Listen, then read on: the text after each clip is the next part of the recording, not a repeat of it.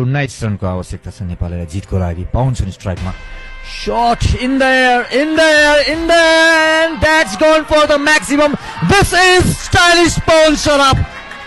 गजबको एक्जिक्युसन, ठुलो प्रहार गर्दै यहाँ पाउन सराफ। त्यही भएर त पाउन सराफ चिनिन्छन् ठुलो सर्ट्सहरू खेल्न। विशेषतः भने स्पिनर्स विरुद्ध त कलात्मक तरिकाले उनले 6 रन प्रहार गर्नेछन्। यहाँ हेर्न सक्छौँ हामी। पोजिसनमा ल्याइदिएका छन् नेपाललाई जितको नजिक। अब औपचारिकता मात्र जस्तो बाँकी भएको छ। जुन खालको ब्याटिङ भइरहेको छ, फेरि पनि प्रहार, फेरि छक्का। पवन सराफले लगातार 2 छक्का प्रहार गर्दै नेपाललाई जितको नजिक खडा गरिदिएका छन्।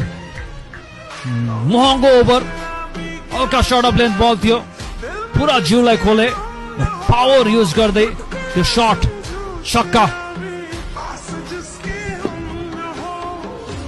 17 रन बटुलिसकेको छ नेपालले यसै ओभरमा। Back to back sixes Pawan सराफको ब्याट।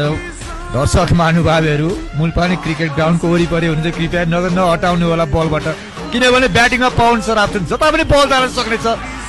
यस पटक अफ साइड तर्फ र बल 4 रनको लागि।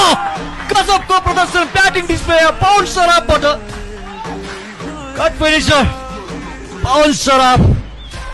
6 रन त्यस पश्चातका यो सुन्दर 4 रन। कुनै मौका रहेको छैन फिल्डरलाई त्यो बल रोक्नको लागि। निकै ठुलो ओभर बनेको छ यहाँ।